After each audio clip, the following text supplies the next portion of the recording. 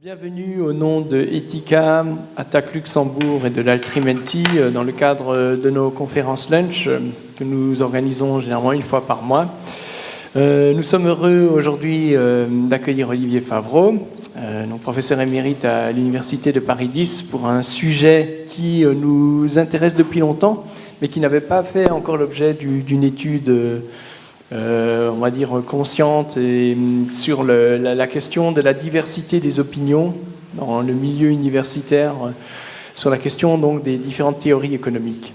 Et donc quand nous avons appris au printemps dernier que cet ouvrage collectif dont M.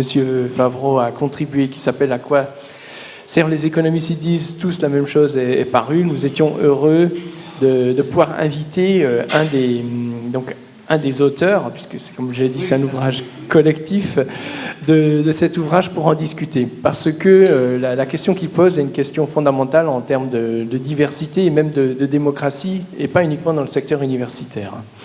Donc, comme vous le savez, l'économie, contrairement aux mathématiques, aux physiques ou aux sciences dures, est une science humaine ou molle, qui est basée sur un certain nombre d'hypothèses. Et aujourd'hui, seuls les économistes dits orthodoxes ou néoclassiques ont la dragée haute dans le secteur universitaire.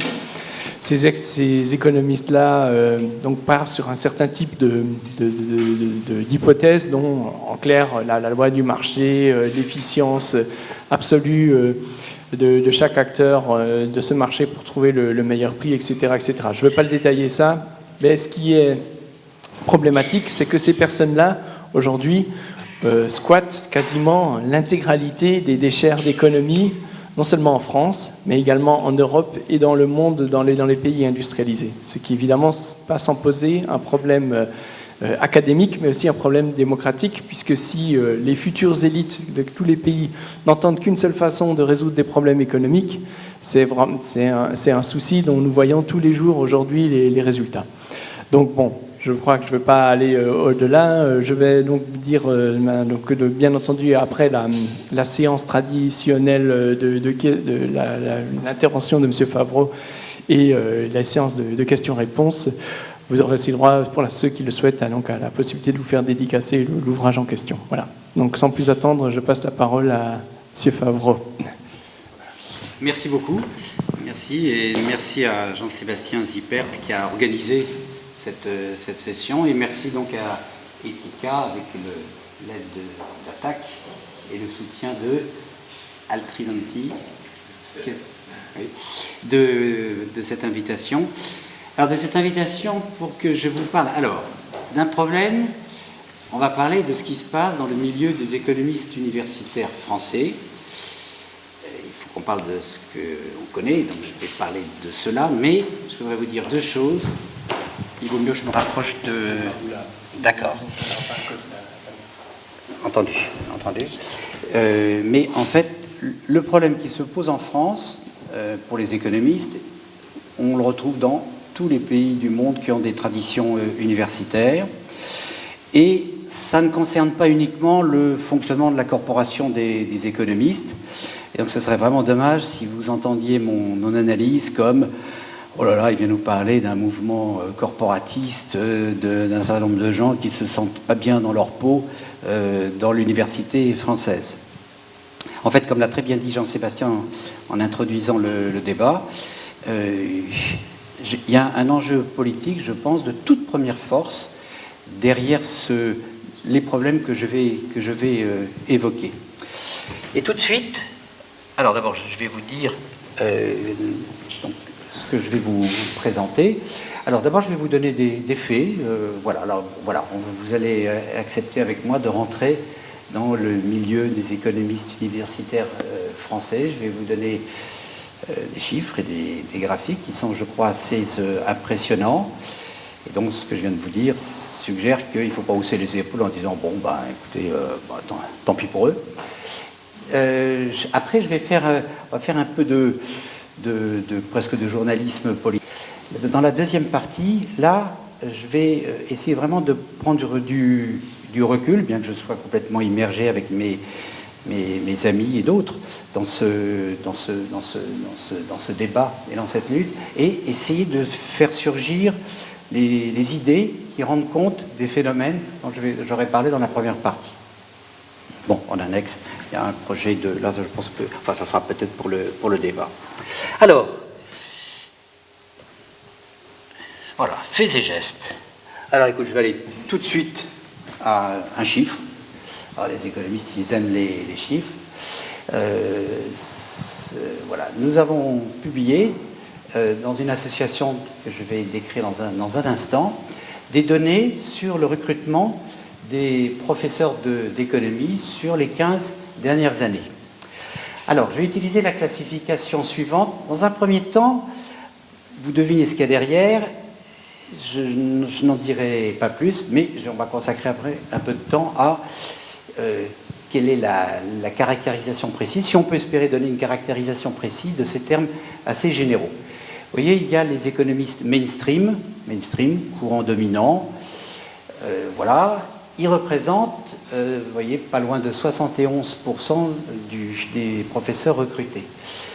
Alors, on va introduire une catégorie un peu intermédiaire. Il y a des mainstream, mais ouverts, éclectiques. Mais quand même, quand on regarde ce qu'ils publient, ils sont mainstream. Il faut rajouter donc 14,2. Alors, vous voyez, si vous ajoutez ces deux catégories, ça veut dire que 85% des nouveaux professeurs d'économie nommés en France entre 2000 et 2015 sont mainstream ou, j'utiliserai tout à l'heure le terme orthodoxe. Reste 15% pour faire entendre un autre son de cloche. Et dans ces 15%, ça va se partager en ceux qui font de l'histoire de la pensée économique, HPE, vous voyez à peu près 5%. Là, on ne peut pas dire qu'ils soient évidemment orthodoxes, ils se consacrent à des auteurs du passé. Et les vrais hétérodoxes, c'est 10%. Alors, voilà. Et en fait, ces chiffres, vous allez voir, ça m'a eu une certaine importance politique quand on les a publiés en France, mais retenez cet ordre de grandeur.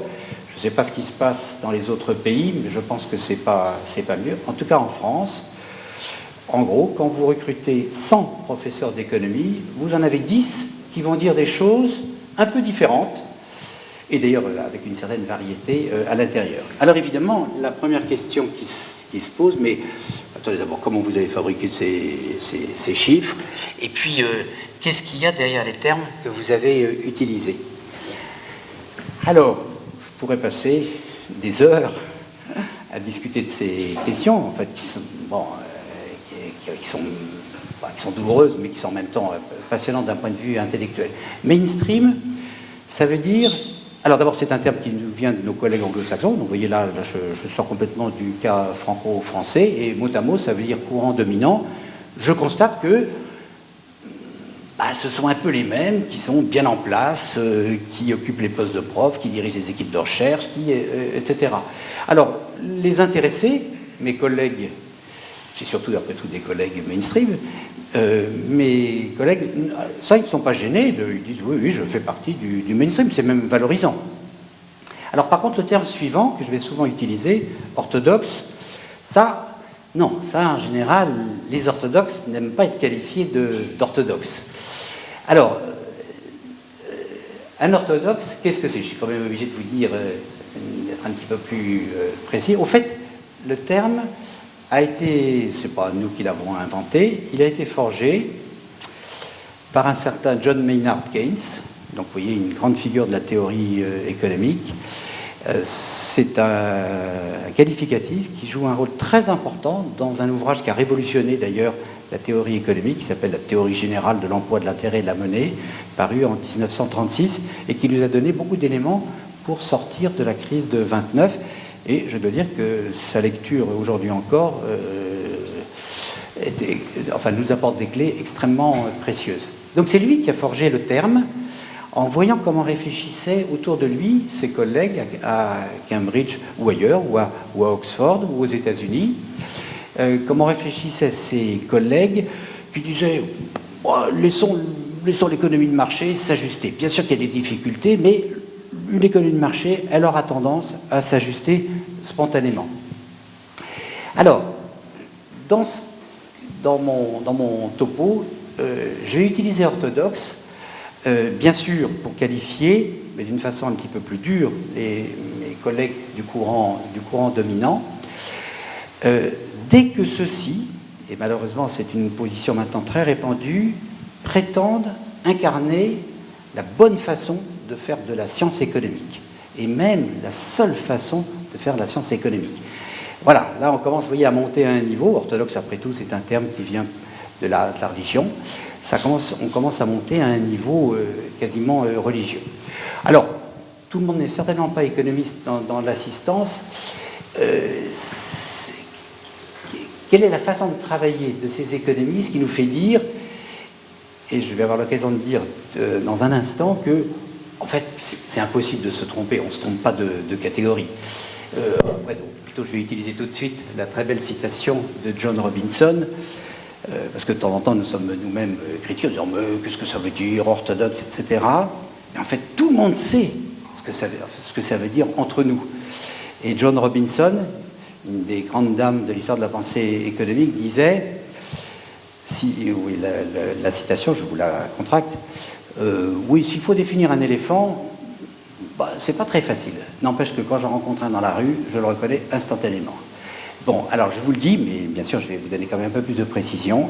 C'est pas très facile de définir, sinon mainstream, du moins orthodoxe. Néanmoins, quand dans notre milieu nous nous croisons, c'est extrêmement facile d'identifier les gens. Mais alors plus précisément, sachant que la plupart d'entre vous ne sont pas économistes, Jean-Sébastien en a dit quelques mots. Ce sont des gens qui font de la théorie économique avec l'idée que les marchés sont en général efficients. En tout cas, la compétition, le marché, c'est le grand mode de coordination, non seulement de la vie économique, mais même, d'une certaine façon, du fonctionnement social. Par ailleurs, les individus sont rationnels, cherchent strictement leur intérêt individuel, et dans notre langage technique, nous disons qu'ils sont non coopératifs. Ils ne sont pas spontanément coopératifs. Ils n'acceptent de coopérer que si c'est dans leur intérêt individuel. Alors voilà, avec une rationalité individuelle, matérialiste et non coopérative, et puis une sorte d'exaltation de la figure du marché, ça y est, vous avez attrapé les idées essentielles. Et il se trouve que ces deux hypothèses, rationalité individuelle et puis le marché, c'est le grand mode de coordination, ça correspond à des outils mathématiques assez précis. L'optimisation dans un cas, les théorèmes de points fixes dans le cas des équilibres de marché. Et du coup, les mathématiques vont jouer un rôle très important mais pas totalement fondateur, mais quand même très important dans la définition de l'économie orthodoxe ou mainstream. Et en effet, vous pouvez avoir l'impression, vu de l'extérieur, que l'économie se présente sous une forme essentiellement mathématique. Alors, là, je vais juste... c'est le chiffre, ce sont les mêmes données que précédemment, mais là, vous l'avez en flux. Vous voyez, sauf pour le dernier point, les recrutements se faisaient à travers un concours, ce qu'on appelle le concours d'agrégation, comme en droit et en médecine. Donc vous voyez en bleu, vous avez les économistes mainstream, on a regroupé les deux catégories, et en marron, vous avez les hétérodoxes. Donc vous voyez que, d'abord souvent c'est 0, et puis vous voyez c'est en général compris entre 1 et 4, même pas, et d'ailleurs très souvent vous avez un économiste hétérodoxe qui est recruté. Alors sur 15 ans, ça va évidemment produire des effets réels. Là c'est mis sous forme de... Là on a corrigé des variations saisonnières, voyez, en faisant des moyennes sur 2 ans. Vous voyez, le mainstream, c'est ceci, c'est cette partie-là, les hétérodoxes sont là. Vous voyez qu'on a affaire à un milieu qui, silencieusement, graduellement, est en train de se formater dans le sens que j'ai qualifié d'orthodoxe. Alors, dernier tableau. Les chiffres que je vous avais donnés au début, donc vous vous souvenez, 85% mainstream, 5% histoire de la pensée, 10% hétérodoxe, c'était une moyenne sur 15 ans. Alors là, on a distingué 2 sous-périodes et on fait apparaître que la situation s'aggrave, puisque vous voyez, les 10% de moyenne sur les 15 ans, c'était en fait 18% les 4 ou 5 premières années, et 6,4% sur les 10 années suivantes. Alors, le résultat des courses, voilà, je vais commencer à rentrer, je vais commenter simplement certains points. Le résultat des courses, et on s'en est rendu compte tous les uns après les autres, eh bien, c'est qu'il y a de moins en moins de professeurs, donc d'économistes universitaires hétérodoxes, en tout cas non mainstream, pour diriger des thèses, diriger des masters, diriger des équipes de recherche, entrer dans les jurys. Et puis, en fait, c'est très facile, parce que professeur, c'est un statut de fonctionnaire titulaire, vous projetez les tendances démographiques, vous voyez qui va partir à la retraite, et on s'est rendu compte, donc vous voyez, en 2009, on s'est dit, si on prolonge toutes les tendances sur les 6, 7, 8 prochaines années, eh bien c'est très simple, on aura un milieu complètement homogène. Et bien cette fois-ci, on l'aura pour une génération entière. L'Association française de sciences économiques est l'unique association officielle qui existait, sans être d'une orthodoxie militante, en fait se désintéressait de la question. Et donc nous avons créé donc une autre association professionnelle, l'Association française d'économie politique, mais c'est déjà révélateur, vous voyez, de passer de la science économique à l'économie politique. On l'a créée en 2009. Elle est aujourd'hui présidée par un André Orléans, qui est à l'école d'économie de Paris d'ailleurs, par ailleurs au lieu de l'économie orthodoxe, et un grand spécialiste de l'économie financière. Ce qu'il écrit sur la crise financière est extrêmement éclairant. Et immédiatement, si je puis dire grossièrement, la mayonnaise a pris. C'est-à-dire que les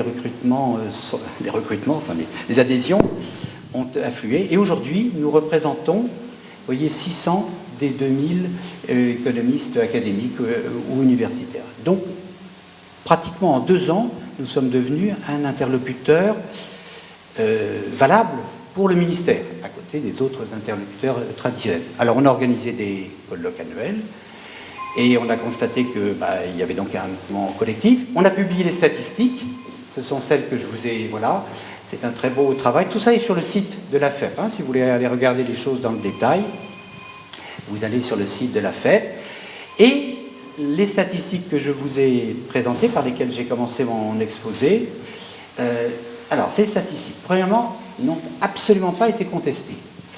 Ce qui a peut-être été contesté, c'est de dire, mais en fait, mais personne n'a essayé de les démonter de l'intérieur. Et même la ministre de l'époque, Madame Fioraso, dans une lettre du 29 juillet 2013, eh bien, prend acte du fait qu'il y a dans le système universitaire français des interrogations sur la diversité minimale nécessaire des programmes de recherche, des outils, etc. Et donc, nous sommes en France. Qu'est-ce qu'on a fait? On a nommé une commission. Voilà. Cette commission, présidée par quelqu'un de très bien, Pierre-Cyril Aucoeur, président de l'École des hautes études, a rendu un rapport où il n'a pas contesté le fait et proposé des suggestions que nous trouvons, nous, un peu mollassonnes. Alors, dans les revendications de notre association, il y en a une, bon, s'il fallait revenir dessus, je pourrais le faire dans la discussion, ça c'est lié à un point un peu technique, c'est la suppression, ou la suspension plus exactement, du concours d'agrégation. Là, on est revenu au système normal dans tous les pays. Quand, pour recruter un professeur d'université, une université qui dispose d'un poste vacant, elle ouvre un concours, elle nomme un jury, et puis se présente qui veut, et le jury choisit librement le meilleur candidat. Alors, j'en viens au point central, c'est que, en fait, nous avons réalisé que le système est désormais tellement bloqué sur une logique qui va vers de plus en plus d'orthodoxie qu'il faut un choc. En fait, pour nous, c'est un choc concurrentiel. Et donc, on a proposé au gouvernement de créer une nouvelle section. En France, ça fonctionne comme ça. Si vous voulez devenir maître de conférence ou professeur, il faut être qualifié par une instance qui s'appelle le CNU, le Conseil national des universités, 2/3 de membres élus, 1/3 de membres nommés, mais ce CNU, il était évidemment, au fur et à mesure des recrutements, puisque la composition est devenue de plus en plus mainstream, ce jury, ce CNU, il était de plus en plus orthodoxe. Et donc, la section sciences économiques fonctionnait avec un biais total en faveur des candidats orthodoxes. Et donc, on a demandé au gouvernement, on a milité pour cela, de créer une nouvelle section qui serait pluraliste. C'est-à-dire, la règle du jeu, c'est pas on va favoriser l'hétérodoxie en tant que telle, c'est on va favoriser le pluralisme. Après tout, même un orthodoxe qui s'intéresse au débat, il y aurait sa place. Et on l'appellerait économie et société. Et on pourrait l'ouvrir aussi à des travaux interdisciplinaires. Alors, il va y avoir un petit 5 minutes de journalisme politique. Au mois de décembre dernier, donc il n'y a pas tout à fait un an, Madame Vallaud-Belkacem dit à une délégation qui était venue le voir, écoutez, le décret est prêt pour créer cette nouvelle section, parce que donc, clairement le ministère est conscient du problème, et vos arguments nous ont convaincus. J'annoncerai, on publiera ce décret dans le courant du mois de janvier, et même on pourra le faire, on pourra profiter de l'Assemblée générale de votre association. Et alors là, voilà, ça c'est les 5 minutes sur la vie intellectuelle française, d'ailleurs c'est pas vraiment brillant. Alors, instantanément, déchaînement du lobby orthodoxe ou mainstream des économistes français. Alors là, la ministre, elle a été bombardée, littéralement bombardée. Je pourrais vous en raconter, etc.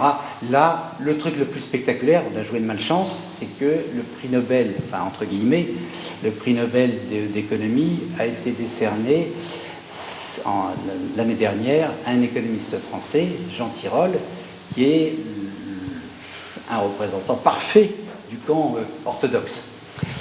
Et il a écrit une lettre à la mine. Alors bon, c'était à la secrétaire d'État à l'enseignement supérieur. Voilà, celle-là, c'était Madame Fiorasso, mais qui travaillait théoriquement avec Madame Vallaud-Belkacem, qui a été publiée dans le magazine Marianne, et donc que je vais utiliser un petit peu comme grille de lecture, parce que voilà, c'est là que ça va me servir pour faire surgir les idées, les arguments de fond derrière ce problème qui pourrait paraître franco-français et vraiment qui ne l'est pas, sauf peut-être pour certains détails institutionnels. Et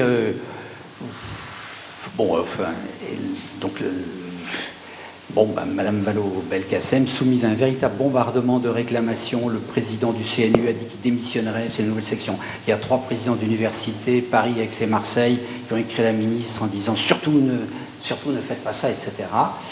Et donc, au mois de janvier, lors de notre assemblée générale, le directeur de cabinet de la ministre est venu pour expliquer quelle était la position officielle du ministère, pour dire, nous savons qu'il y a un problème vraiment très grave sur le pluralisme. Nous avions envisagé de créer cette nouvelle section. Nous constatons que cette mesure, je cite, n'est pas assez consensuelle. C'est intéressant, mais ça veut dire que quand vous voulez faire une réforme, il vous faut l'accord des gens qui profitent du système. Donc ça rend les réformes assez difficiles. Enfin, au moins expliqué, mais nous sommes conscients du problème. Alors on va prendre des mesures latérales, etc. Et nous mettons de côté cette proposition, mais nous allons surveiller la façon dont le système s'adapte. Nous allons surveiller de près les recrutements. Et si il n'y a pas une tendance spontanée en faveur d'un plus grand pluralisme, que vaut cette promesse, on verra, eh bien, nous remettrons sur la table l'éventualité de la création d'une nouvelle section. Alors, nous sommes repartis au débat d'idées, et en particulier, voilà, nous avons publié en 6 ou 7, sous la direction d'André Orléans, ce petit bouquin, où tout cela est raconté, analysé, et donc je vais vous synthétiser très très vite les arguments principaux, en faisant un effort, au fond. Après tout, je suis universitaire, certes, tout ça me concerne au premier plan, mais bon, c'est aussi mon métier, notre métier, de réfléchir. Donc on peut peut-être essayer de prendre du recul, même si on est charnellement impliqué dans ce débat. Et donc vous allez voir, je vais utiliser à certains moments des arguments tirés de la philosophie des sciences pour comprendre ce qui se passe quand vous avez une profession entière qui se referme, qui se replie sur elle-même, tout en disant qu'elle joue le jeu de la science internationale, comme en témoigne l'attribution, par exemple, d'un prix Nobel d'économie à un Français qui est un parfait représentant de ce courant. Et puis je surveille aussi le temps. Alors voilà, on va passer. Et je vais utiliser comme grille de lecture les arguments qui se trouvent, j'aurais pu en utiliser d'autres, mais enfin, là c'était très ramassé. Et la lettre qui a envoyé qui se trouve, vous pouvez le trouver sur tous les sites, etc., ou revenir sur le site de Marianne. Et donc le titre, qui va revenir comme un leitmotiv, voilà, qui est une citation. Hein. Madame la ministre, la création d'une nouvelle section serait une catastrophe. Voilà, nous allons parler du risque d'une catastrophe. Et on se dit qu'effectivement, notre charmante Madame Najat Vallaud-Belkacem, c'est vrai qu'il aurait fallu qu'elle ait des structures mentales extrêmement consistantes pour résister, vous voyez, à un pilonnage intellectuel aussi autoritaire. Alors, le premier argument est effectivement qui va me permettre de dire des choses, si vous n'êtes pas économiste,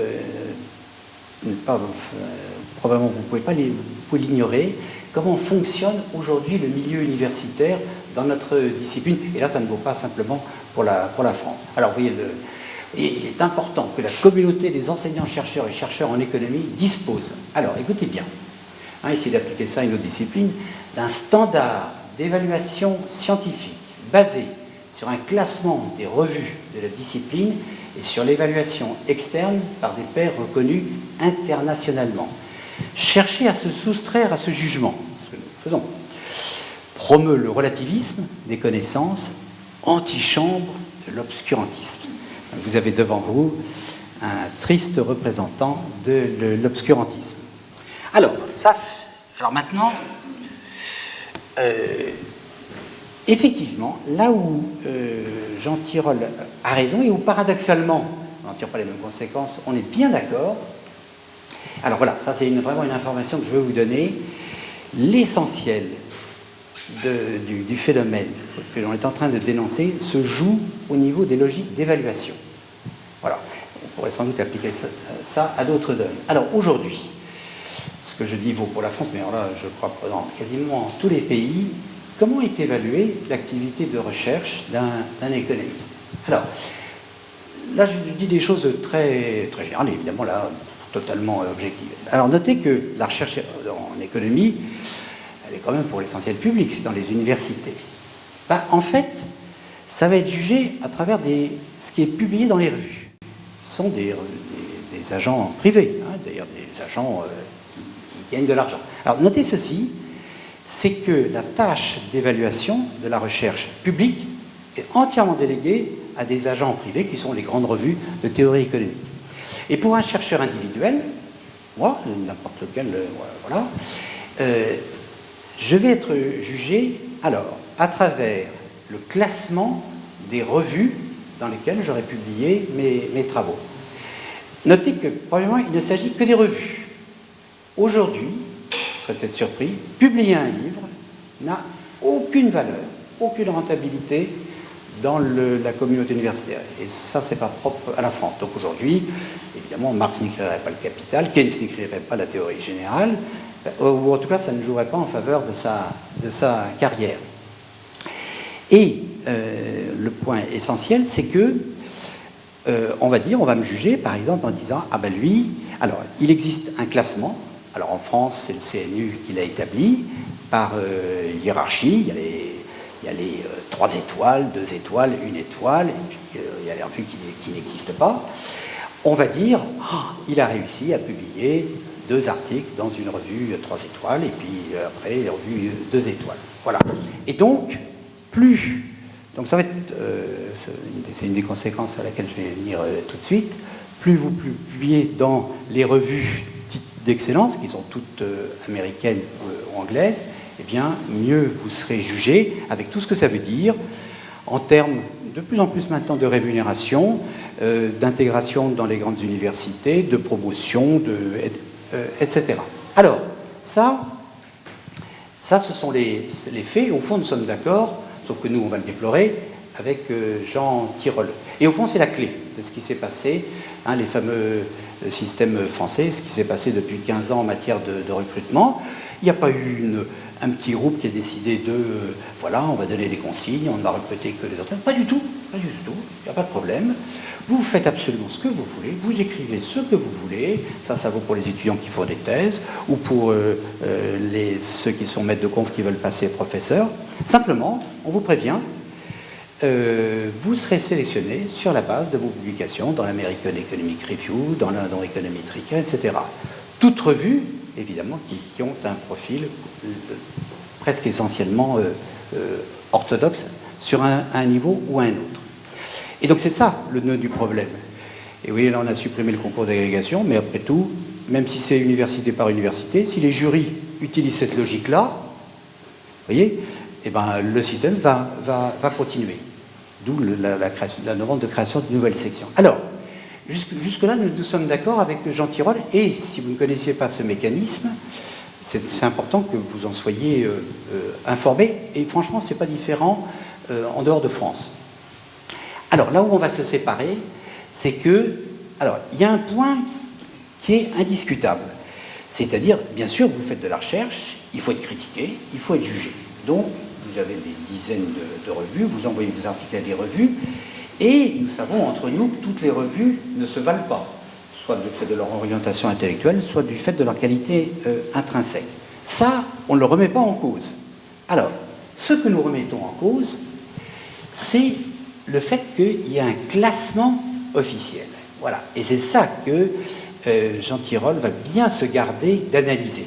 C'est plutôt nos collègues en gestion ou en sociologie des organisations qui ont travaillé sur ces questions. C'est ce qu'on appelle le benchmarking. On rend officiel le fait que ces 3-4 revues, voilà, ça c'est les revues top niveau. Parce que ça, ce classement, je dis bien ce classement officiel, va produire des effets réels. Alors, en les passant en revue rapidement, avant, vous aviez une majorité d'économistes qui allaient là, une minorité qui allait là. À partir du moment où vous dites « ça, c'est les meilleures revues », vous créez immédiatement une sorte de schisme. Vous voyez, vous brisez l'unité de la communauté des économistes. Vous dites cela, ça, c'est la science internationale, et puis cela, bon, ça, c'est le deuxième rang. Et mettez-vous aussi à la place des... Vous lisez les articles de revue, la revue qui vous intéresse, vous lisez régulièrement les articles, vous voyez qu'elle est très mal classée. Vous recevez le signal, c'est mon pauvre ami, vous n'êtes vraiment pas, voyez, dans le fil de l'évolution souhaitable de notre discipline. Premier point. Deuxième point. Souvenez-vous, ce sont des agents privés qui jugent de la qualité de la recherche publique. Alors vous savez comment on publie un article, vous l'envoyez à une revue, en général vous payez, non pas pour être publié, pour être lu. Vous payez souvent assez cher. Plus une revue est prestigieuse, plus vous payez cher. Juste pour être lu par des lecteurs extérieurs anonymes. Et c'est eux qui vont dire, si les deux lecteurs anonymes sont d'accord pour la publication, l'article est publié. Si les deux sont d'accord pour que ce ne soit pas publié, c'est pas publié, et puis vous avez tous les cas de figures intermédiaires. Alors, à partir du moment où des revues se voient identifiées comme le top, de 3 étoiles, 2 étoiles, 1 étoile, immédiatement, vous voyez que le nombre d'articles qui vont leur être envoyés se met à croître de façon exponentielle, puisque ce sont ces revues-là qu'il faut viser. Donc, on crée artificiellement, et sans même s'en rendre compte, une situation, en fait, d'abolition de la concurrence entre les revues. C'est-à-dire des revues qui jusque-là étaient tout à fait estimées, etc., bénéficient d'un avantage dans la compétition académique. Donc il y a une rente de situation. Oui, je vais utiliser paradoxalement un langage anticoncurrentiel de la part d'un courant d'analyse en économie qui exalte la concurrence. Là, on crée une rente de situation.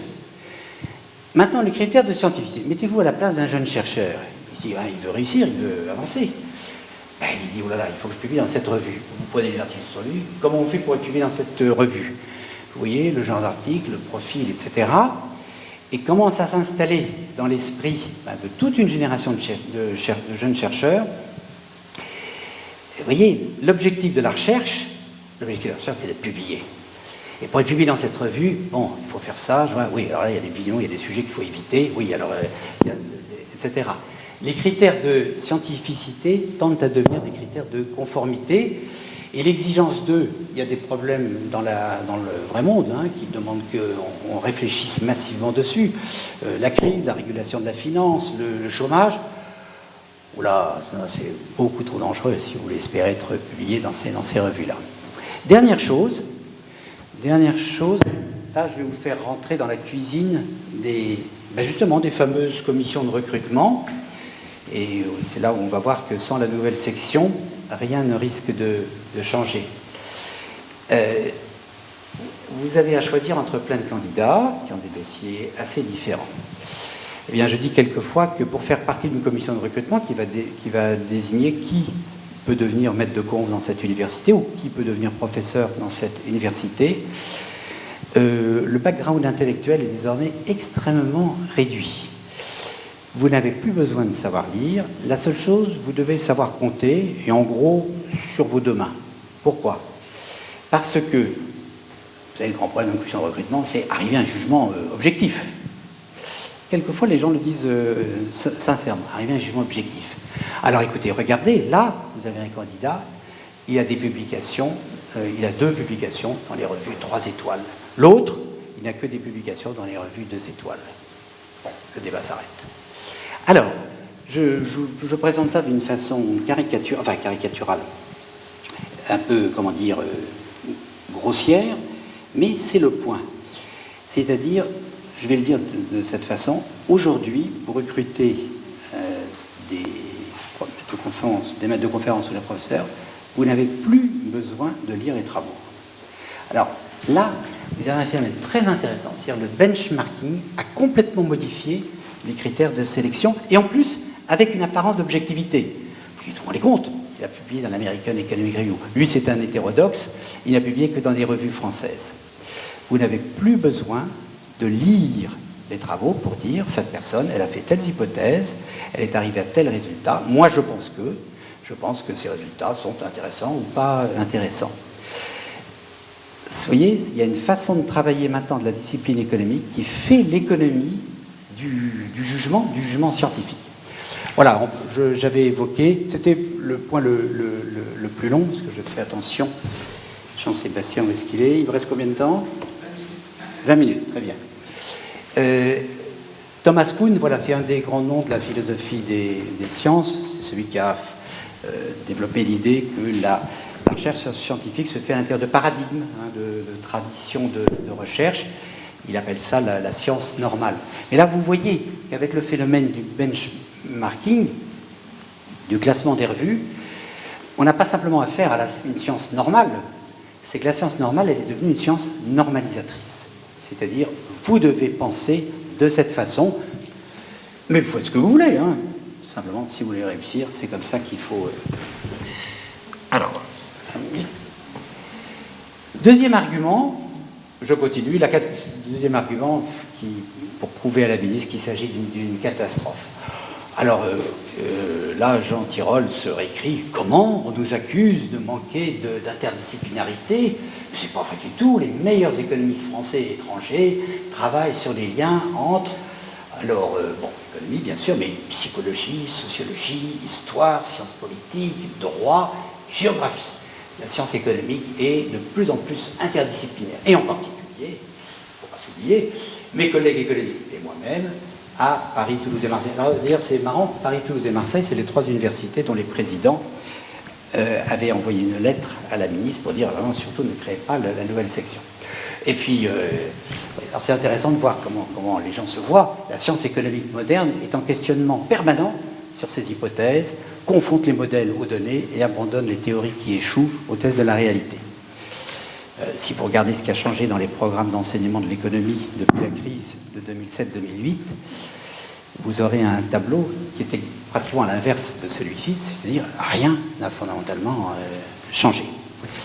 Alors, ça c'était donc son deuxième argument, alors que je vais mettre sous le chapeau, et dans un premier temps, on va être un peu d'accord, sous le chapeau du pluralisme. Même l'interdisciplinarité, c'est une certaine forme de pluralisme. En fait, je vais élargir un peu en bénéficiant de réactions, d'ailleurs dans une discussion que j'ai à droite et à gauche avec mes propres collègues sur ces débats. Et très souvent, mes collègues et même amis me disent « Mais tu exagères, où est le formatage dont tu parles? Pourquoi tu parles d'orthodoxie? Si tu savais ce que c'est dur de publier dans une grande revue américaine, la compétition est terrible, et puis regarde, il y a tel courant de pensée qui développe telle catégorie de modèles, il y a tel courant de pensée, tout ça à l'intérieur du mainstream, qui développe telle autre série de modèles, etc.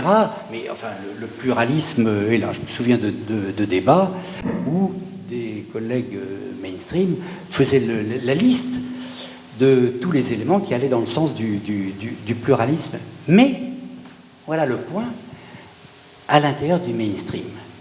C'est-à-dire que, alors, je mets de côté ceux qui pensent que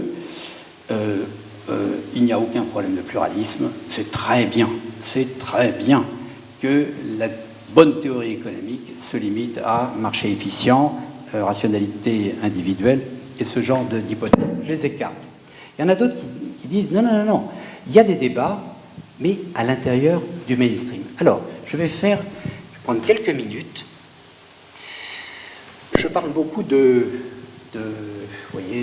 théorie, de paradigme, etc. Alors, très simplement, parce que ça, je pense, c'est une présentation que je trouve très intéressante et très facile à utiliser. C'est vraiment une clé de compréhension de ce qu'est une théorie scientifique. Et c'est fait par quelqu'un, Lakatos, qui était à la London School of Economics, qui est mort maintenant et qui réfléchissait en fait sur la physique. Alors il disait, voilà, comme les théories, les modèles ne se présentent pas comme des objets complètement isolés. Ils appartiennent à des familles de pensée. Alors le terme qu'il avait utilisé, c'est programme de recherche scientifique. Voilà, au fond, moi je vais appliquer ça à l'économie, le programme de recherche scientifique orthodoxe, en quelque sorte. Alors il disait la chose suivante, il disait dedans, vous avez deux sortes de règles de travail. Vous avez un noyau dur qui consiste en, bon, le terme paraît barbare, il dit très bien ce qu'il veut dire, en une heuristique négative. C'est-à-dire, vous ne pouvez pas, si vous êtes chercheur, scientifique, encore une fois, vous pouvez appliquer ça à autre chose qu'à l'économie. Vous ne pouvez pas tester toutes vos hypothèses à la fois. Vous ne pouvez pas remettre en question en permanence votre grille de lecture. Il y a des choses que vous devez stabiliser pour analyser la réalité. Donc il y a des choses que vous allez renoncer à contester dans un premier temps. Il appelle ça les hypothèses fondamentales. Vous voyez, une partie de l'activité scientifique consiste à ne pas chercher dans certaines directions. En fait, là, il utilise habilement le paradigme de Thomas Kuhn. Mais, bien entendu, la vie scientifique, c'est une vie extrêmement conflictuelle, il y a des débats partout, vous êtes critiqués de tous les côtés. Simplement, ça va se faire, voilà, pas au niveau des hypothèses fondamentales, ça va se faire au niveau de ce qu'il appelle les hypothèses auxiliaires, des choses secondaires. On va tester, alors par exemple, le marché du travail, c'est un marché, mais les imperfections du point de vue libéral, les imperfections que vous allez valoriser, c'est plutôt celle-ci ou plutôt celle-là. Voilà. Alors là, la bataille va se livrer à ce niveau-là, qui est utile, mais qui est secondaire. Et ça, c'est l'heuristique positive, c'est-à-dire c'est de ce côté-là que vous cherchez. La citation qui est au-dessus, alors c'est une très belle citation pour dire, mais il pensait lui à la physique, c'est qu'il ne faut surtout pas qu'un programme de recherche soit en position de monopole. Alors ça, c'est l'anéantissement du débat scientifique. Alors ça, mais les orthodoxes, ils n'aiment pas du tout cette citation. Vous voyez, la vie scientifique, c'est une vie de compétition. Vous voyez la dernière phrase, le pluralisme théorique est infiniment supérieur au monisme théorique. Alors, je reviens en arrière, et je vais juste me limiter à une ou deux choses. Alors, d'abord, quand j'entends mais que je discute avec mes collègues et qui me disent « Mais tu te rends pas compte du débat qui est entre nous, etc. » J'essaye de leur faire remarquer que certes il y a un débat, mais uniquement limité au niveau des hypothèses auxiliaires. C'est-à-dire, vous voyez, des hypothèses de second ordre, mais qu'on ne revient pas sur les hypothèses fondamentales, celles que Jean-Sébastien avait évoquées en commençant, c'est-à-dire fondamentalement, un marché, ça doit être efficient, les individus sont rationnels, calculateurs, ils ne coopèrent pas, ils cherchent le maximum de leur intérêt individuel, ils ne se préoccupent pas de réciprocité avec les autres agents économiques, etc. Et donc, le mode de fonctionnement du milieu des économistes, je pense que c'est vraiment pas valable uniquement pour les économistes français, le débat est intense, mais au niveau d'hypothèses tout à fait secondaires. Et, je vais dire une chose très dure, qu'est-ce que c'est qu'une secte ? Une secte, c'est une communauté humaine qui partage exactement les mêmes hypothèses fondamentales et il n'est pas question de les remettre en cause. Et par contre, le débat, la discussion va se limiter au niveau de ces hypothèses secondaires. Alors, à propos du noyau dur, alors évidemment, moi je ne peux pas, évidemment, j'ai l'air d'exiger des néoclassiques, des orthodoxes qui remettent en cause leurs hypothèses fondamentales. Après tout, moi je ne mets pas en cause mes propres hypothèses fondamentales dans mon travail. Et on ne peut pas exiger de l'héroïsme de tout. Mais, alors c'est en particulier, là, celui qui l'a le mieux exprimé, c'est un autre grand philosophe des sciences, c'est Karl Popper. L'esprit scientifique, ce n'est pas une question de vertu individuelle. Enfin, c'est encore mieux si les gens ont cette vertu. C'est une propriété du système de compétition. Et on ne peut pas exiger d'un chercheur, certes, qui s'attaque en permanence tous les jours à son propre noyau dur d'hypothèses fondamentales. Alors, d'où peut venir la solution ? Eh bien, elle vient précisément du pluralisme des programmes de recherche. Ok, il y a des néoclassiques, mais il y a des marxistes, il y a des keynésiens, etc. Et tout le monde vit, en bonne intelligence, non, mais tout le monde vit, tout le monde survit à l'intérieur de la même communauté, et quand même il y a des discussions, et il y a une compétition entre les idées. Donc vous voyez le point... alors, il y a d'autres points plus détaillés que je laisse tomber, mais vous voyez à quel point la question de la menace d'extinction du pluralisme est lourde de conséquences. Ça veut dire que vous avez une communauté scientifique qui se restreint sur une toute petite base de discussion, avec les conséquences que vous aviez indiquées, c'est-à-dire pour le citoyen comme pour les politiques, eh bien, ils n'ont plus le choix. Et d'ailleurs, ça va être une de mes... Alors, le troisième et dernier point, il me reste 5 minutes, très bien.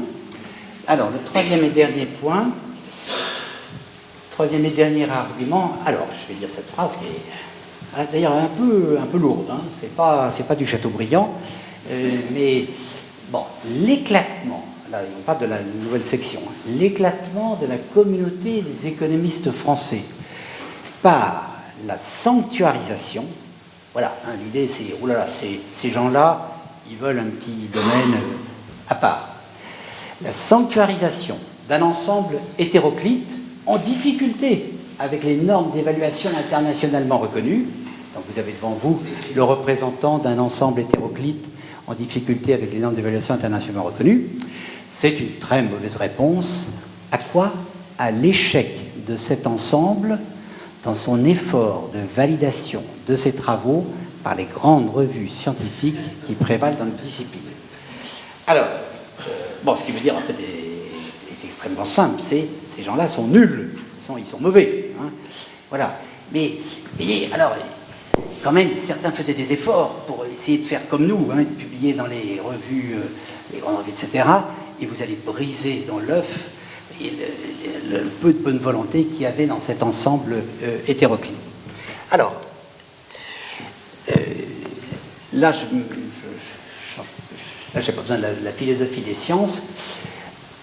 Fondamentalement, alors c'est très amusant quand on participe à un débat avec ce genre de personnes, c'est qu'ils n'osent pas dire ce qu'ils pensent. Parce que ce qu'ils pensent, c'est vous êtes de très mauvais économistes. Voilà. Évidemment, on va dire ça entre collègues, même si, en fait, quand ils sont interviewés par des journalistes, le président du CNU l'a dit tel quel. Et la phrase alambiquée de Jean Tirole, c'est ça ce qu'elle veut dire. Alors, à vrai dire, moi, j'ai le droit de penser aussi que ce que lui fait, c'est mauvais, vous voyez. Mais, alors, la chose très intéressante, alors d'abord, il y a quelque chose d'un petit peu plus grave dans leur position, c'est qu'ils disent, c'est tellement mauvais ce que vous faites, que ça ne peut pas être considéré comme faisant partie de la science. Voilà. Alors ça c'est déjà une attitude qui d'ailleurs justifie des choses vraiment très peu recommandables. Mais, voilà le point que je voudrais introduire et qui nous intrigue beaucoup, qui devrait intriguer d'ailleurs tous les observateurs. Admettons, nous sommes mauvais, nous sommes de très mauvais. Mais pourquoi vous voulez nous garder ? Laissez-nous partir. Vous êtes absolument convaincus que ce que nous faisons ne mérite pas de recevoir le qualificatif de activité scientifique, etc. Bon, écoutez, ok. Pourquoi empêcher la création, eh bien justement d'une catégorie qui serait la catégorie fourre-tout résiduelle? Oui, c'est étrange. Alors, en fait, ne parlons pas de... Vous voyez, pourquoi c'est la même communauté? Là, le terme de communauté n'a pas le sens, n'a pas toute la profondeur qu'il devrait avoir, parce qu'en même temps, ils nous font disparaître silencieusement. Alors, un grand sociologue, que vous connaissez peut-être le nom, Luc Boltanski, qui est d'ailleurs des signataires du manifeste, dit que, parce que lui aussi, ça l'intrigue, et il me dit, ben moi, mon hypothèse, c'est que vous continuez à vous prétendre, tort, mais vous continuez à vous prétendre des économistes. Ah, ça, c'est embêtant. Ça a l'air de dire qu'il y a d'autres façons de faire de l'économie que la façon officielle. En tout cas, c'est ça son hypothèse. Alors, en tout cas, ce que je remarque, vous voyez, j'arrive à ma conclusion, c'est ce qui est très étrange dans cette attitude, c'est que s'ils sont aussi excellents qu'ils le pensent, ils ne peuvent que gagner à l'organisation d'une concurrence explicite, puisqu'ils sont excellents. En plus, ils sont reconnus internationalement. Donc, comment ça veut dire? Mais c'est bizarre, on dirait qu'ils ont peur de la concurrence. Ou que, oui, c'est ça, ils doutent que cette concurrence, si elle était installée, elle aurait des effets peut-être pas si positifs que ça pour eux. Mais d'ailleurs, ça veut dire que la concurrence, alors, peut n'avoir pas toujours des effets positifs. Vous voyez? En tout cas, et au fond, je vais terminer sur ce... Enfin, j'ai encore une diapo, mais terminer sur ce point.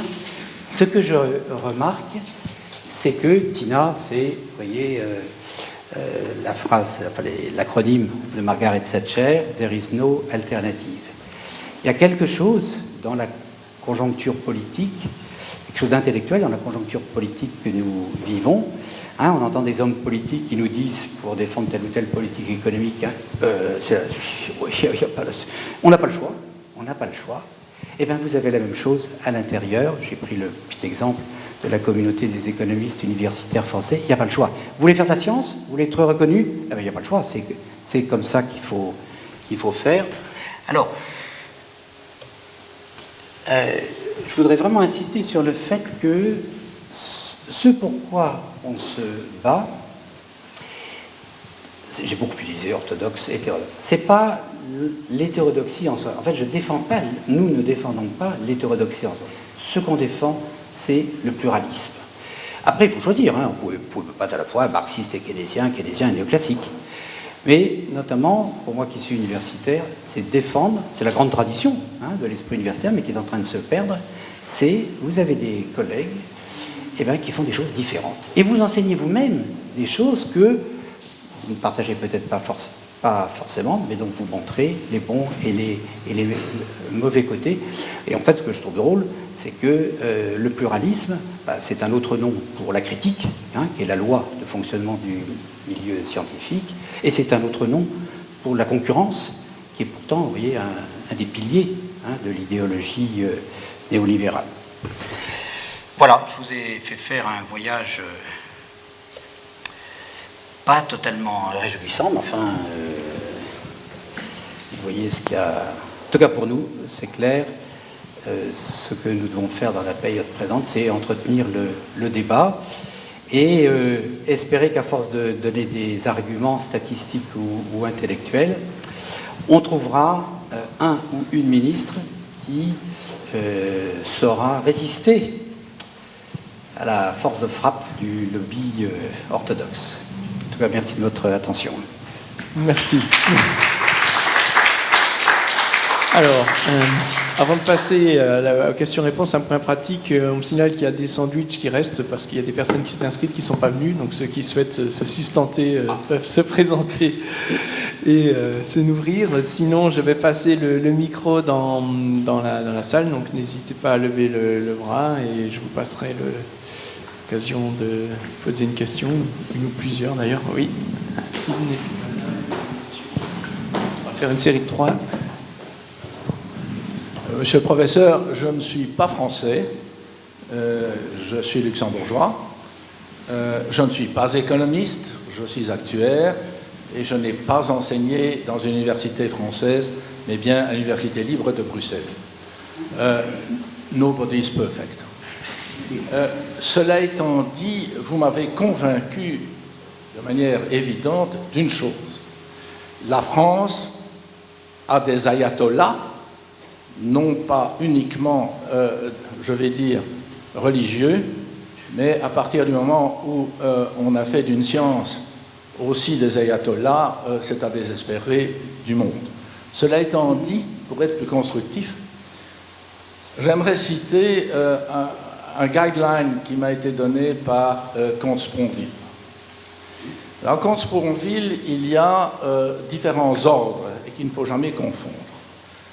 Vous nous avez parlé de l'ordre numéro 2, c'est-à-dire celui de la politique. L'ordre numéro 1, inférieur, étant celui des techniques. L'ordre supérieur, et j'y viendrai pour finir si vous me permettez, brièvement, c'est l'éthique, mais E-T-H-I-Q-U-E. Alors, au niveau de l'ordre inférieur, dire qu'il existe dans le monde pas une grande diversité au niveau des théories économiques n'est pas tout à fait correct, si vous me permettez de le dire. Adam Smith lui-même avait dit clairement quelles étaient les limites de ces théories. Et sans entrer dans le détail, ce que je regrette personnellement, c'est qu'on ne les donne pas suffisamment, vos collègues ne les donnent pas suffisamment à entendre aujourd'hui que leurs théories mainstream sont dans certaines limites. Je dirais la même chose pour les autres grands penseurs économiques, qu'il s'agisse de Keynes. Keynes aussi a dit que ces théories avaient des limites. Ne parlons pas de Schumpeter, de l'école autrichienne qui fait le succès de l'Allemagne économique. Quant à l'école de Chicago, vous la connaissez beaucoup mieux que moi. Dans les prix Nobel d'économie, il y en a de toutes les écoles. De toutes les écoles. Il y a, si on parle de chômage, eh bien, il y a l'effet Phelps, P-H-E-L-P-S, que vous connaissez mieux que moi aussi. La neuroéconomie, ça s'est développé au XXIe siècle. Donc, voilà, sur le plan mondial, où on en est. Les recherches sont très vastes, très variées et dans différents domaines. Malheureusement, je vous ai bien entendu, ça n'a pas de répercussions politiques à l'ordre 2, encore en France.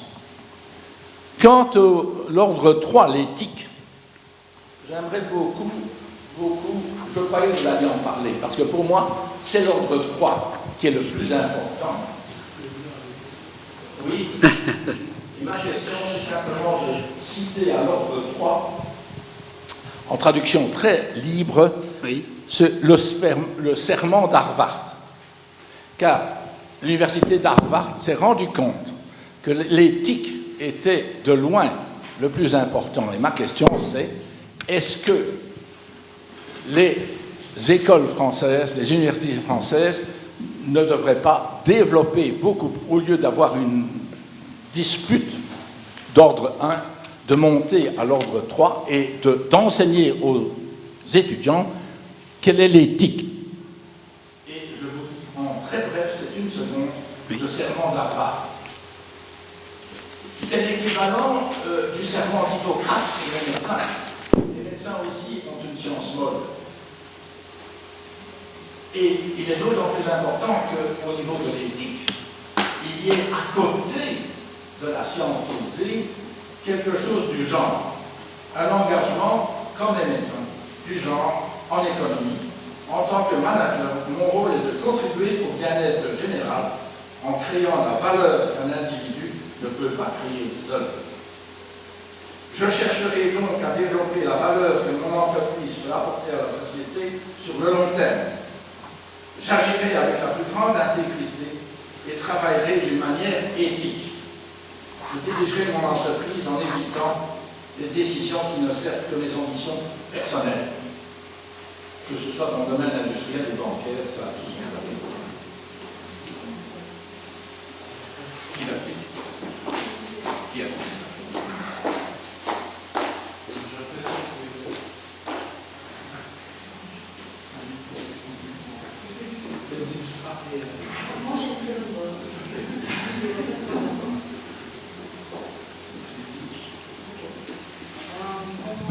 Oui. Une autre génération que monsieur qui vient d'intervenir, et je suis plus concernée par le présent et les choses constructives. Et je trouve que l'intervention justement de notre conférencier, monsieur Favreau, est très positif par rapport à ce qui se passe actuellement. Je suis une intellectuelle qui a dû se recycler en tant qu'indépendante et qui a dû se débrouiller par elle-même. Et elle a créé son travail depuis 10 ans à la force du caractère et du poignet ici à Luxembourg.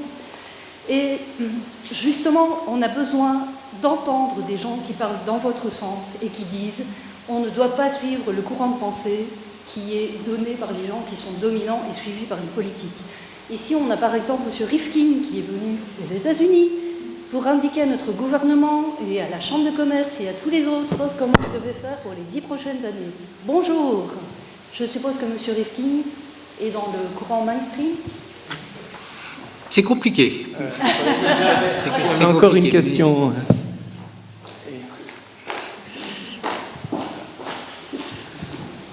Bon, merci tout d'abord pour une présentation, un exposé très fascinant. Et en venant ici, je me suis posé la question, oui, effectivement, quelle est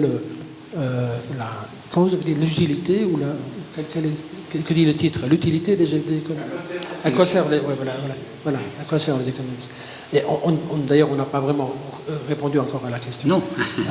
À quoi devrait-il servir? Oui. Mais ce que vous avez dit, j'aimerais dire que la situation d'institutionnalisation, de mainstreamisation, de fondamentalisation de la pensée est un phénomène qui n'est pas limité à la France, certainement pas limité à la France, et il n'est pas non plus limité au domaine économique. Et je pense spontanément à des domaines comme la médecine ou comme la musique, que je connais bien, où les mêmes phénomènes se produisent.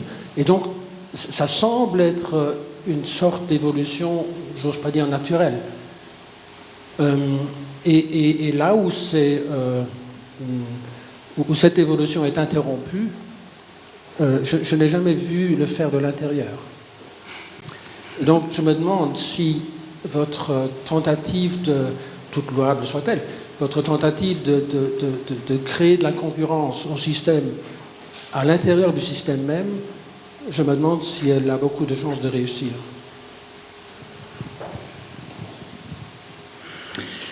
Merci pour ces remarques et ces questions.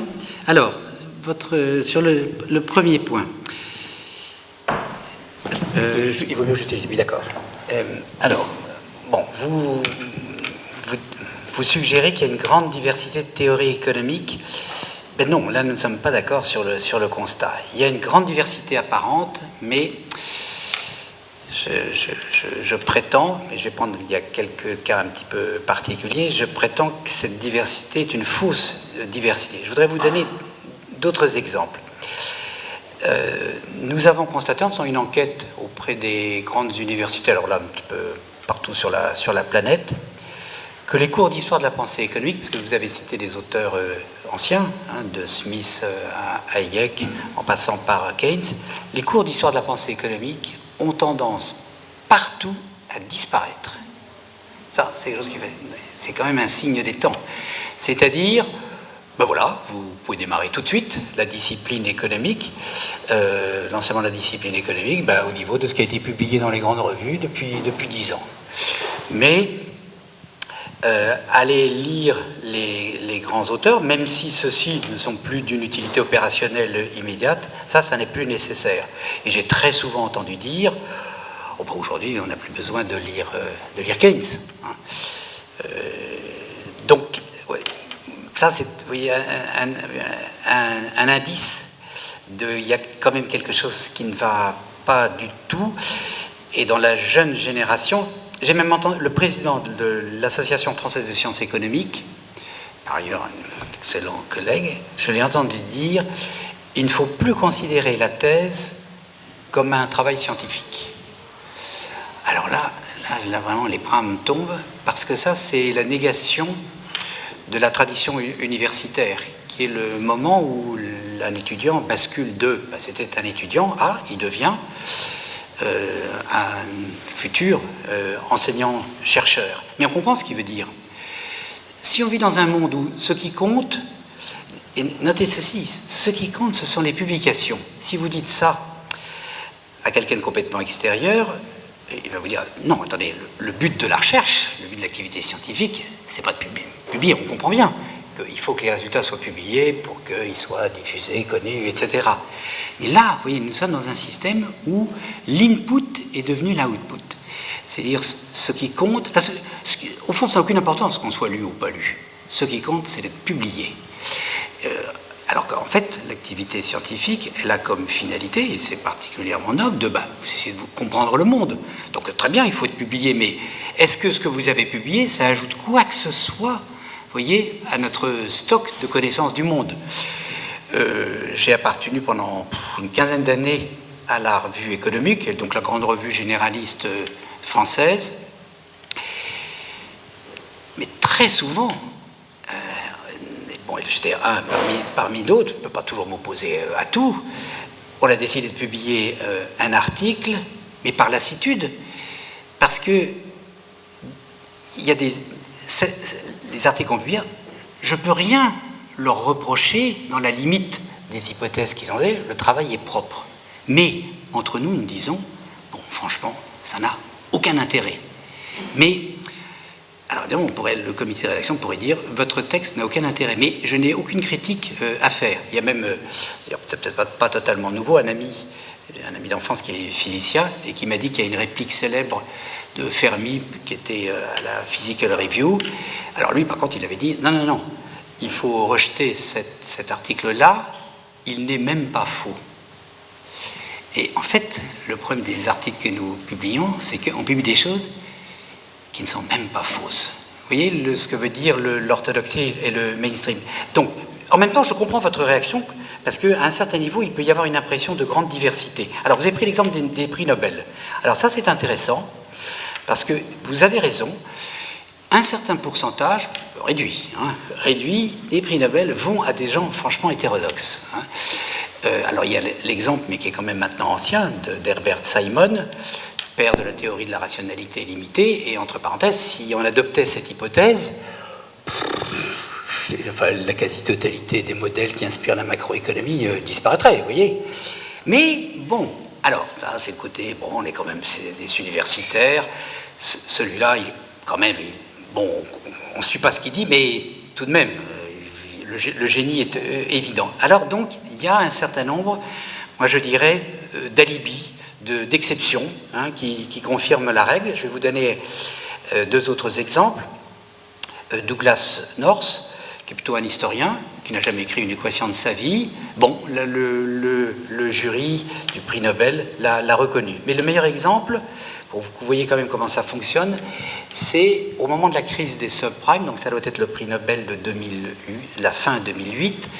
Alors, la procédure très très très institutionnalisées de sélection avaient retenu Oliver Williamson, qui est un des pères de la théorie de ce qu'on appelle la shareholder value, c'est-à-dire l'entreprise, c'est la propriété de ses actionnaires, et c'est donc pour les actionnaires que l'entreprise doit d'abord produire de la valeur.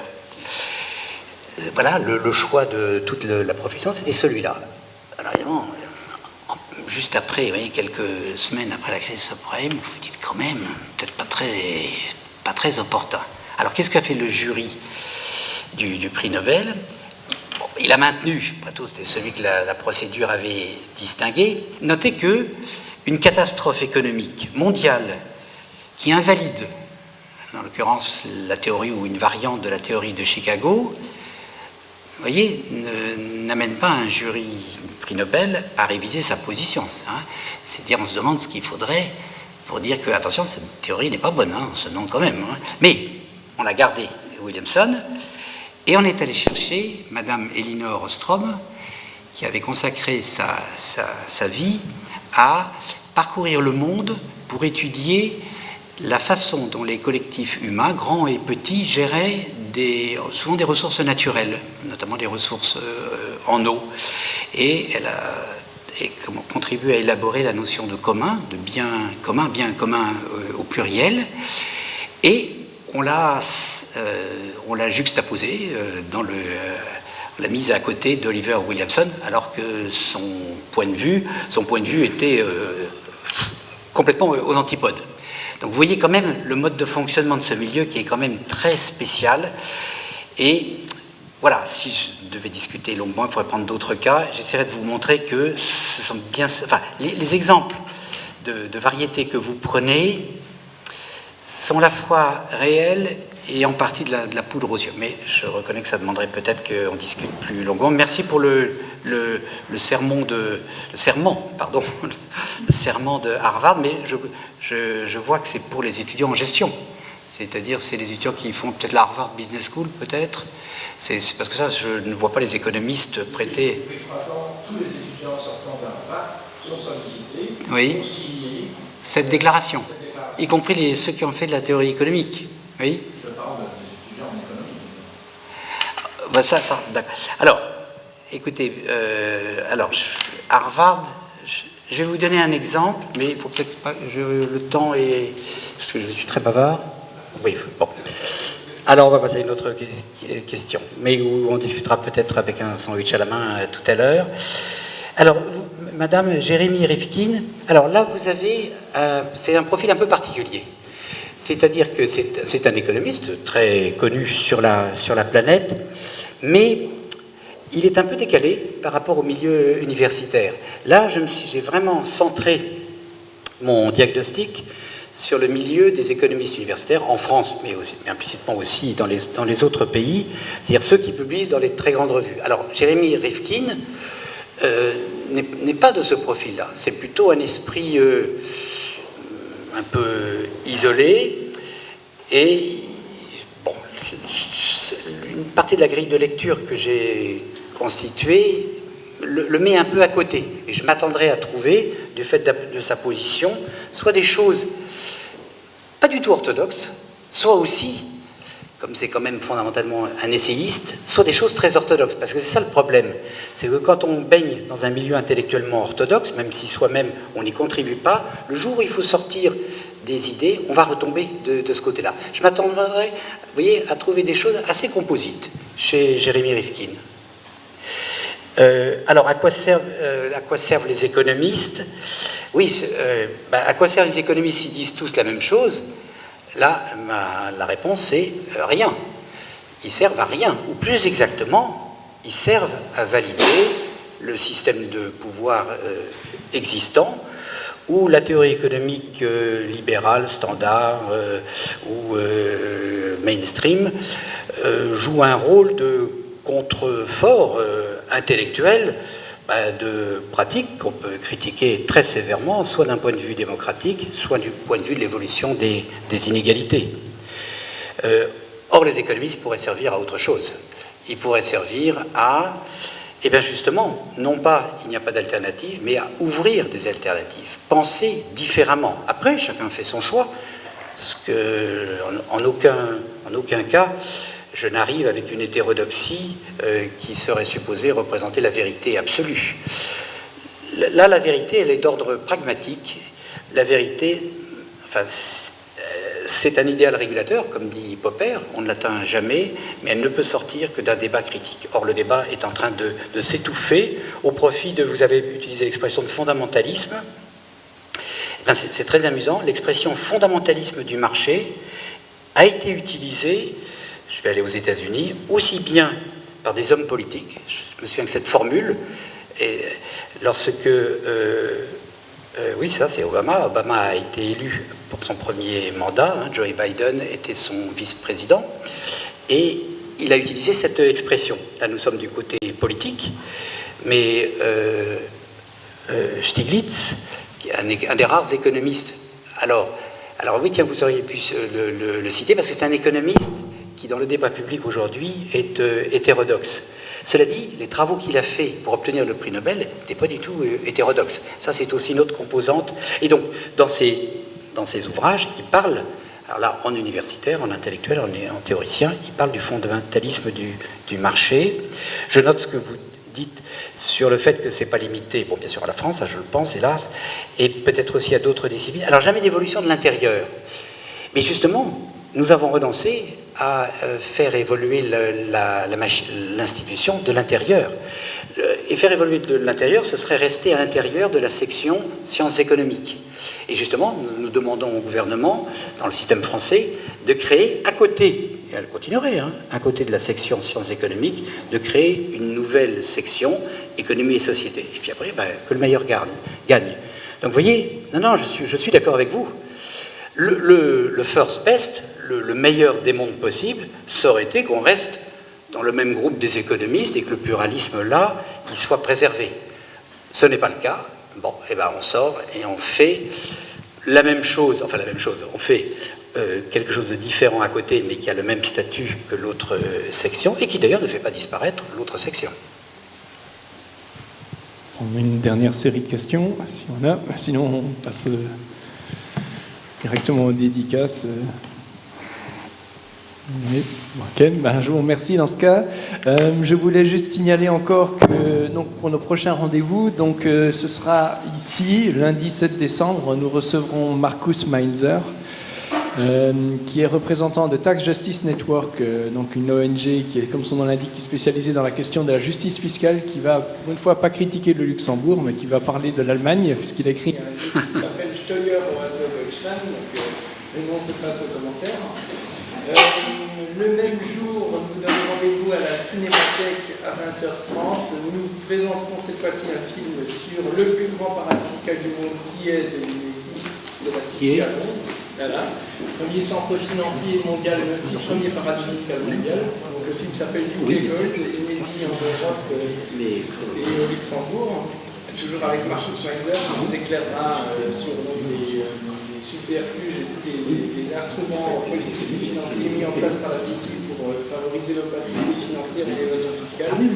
Et sinon, pour Etica, je vous donne rendez-vous, non pas ici, mais au CITIM, donc 55 années de la liberté, le 25 novembre. Nous allons parler des dérives de la finance quasi. Voilà. Je vous remercie et je vous dis à la bientôt. 17 décembre. 7.